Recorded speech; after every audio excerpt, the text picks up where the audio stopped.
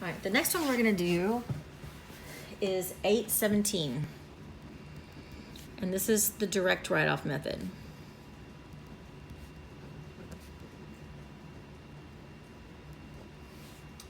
Okay, on June 1st, let's see what we have to do. We have to journalize the transactions for best performance cell phones using the direct write-off method. Ignore cost of goods sold. Okay, I'm gonna go ahead and ignore cost of goods sold this time. All right, so on June 1st, best performance cell phone sold 21,000 of merchandise to Anthony Trucking on account. All right, so we have accounts receivable and sales revenue for $21,000. Anthony fell on hard times and on July 15th paid only $5,000 of the accounts receivable. So on July 15th, we collected some money from him. So we have cash and accounts receivable for $5,000. After repeated attempts to collect, Best Performance finally wrote off its accounts receivable on September the 5th.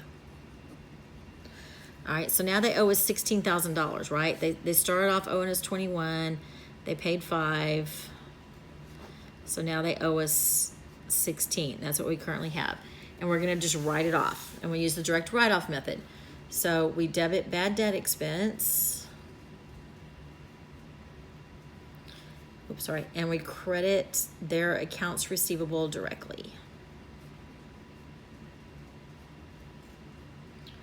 And this is Anthony Trucking for the $16,000 that's left. Okay, 6 months later on March 5th, this was all in 2018. All right, so now it's a new year and it's March 5th of 2019. They come back and they pay us the $16,000, okay? All right, well, I can't just do cash and accounts receivable because the accounts receivable is no longer there.